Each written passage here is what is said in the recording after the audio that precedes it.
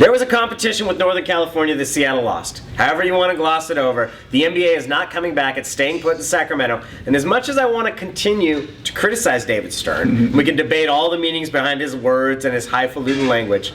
Let's switch to a competition that Seattle might fare a little better in, though. Defensive line.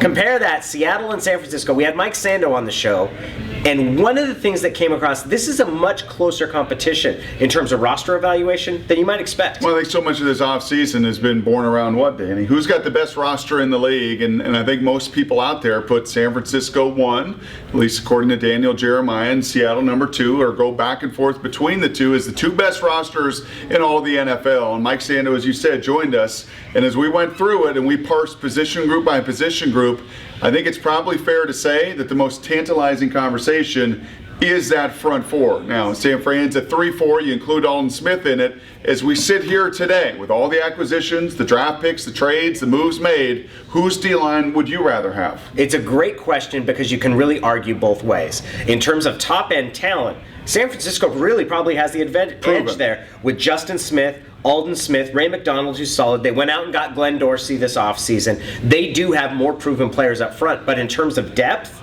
in terms of the potential for the future, and in terms of the ability to play through the entire season, after adding Michael Bennett, after adding Cliff Averill, and you get Chris Clemens back, Red Bryant, if he returns to be healthy, it's a very compelling case to be made for Seattle. Well, I will say this. If you look back at last year, it is a no-brainer.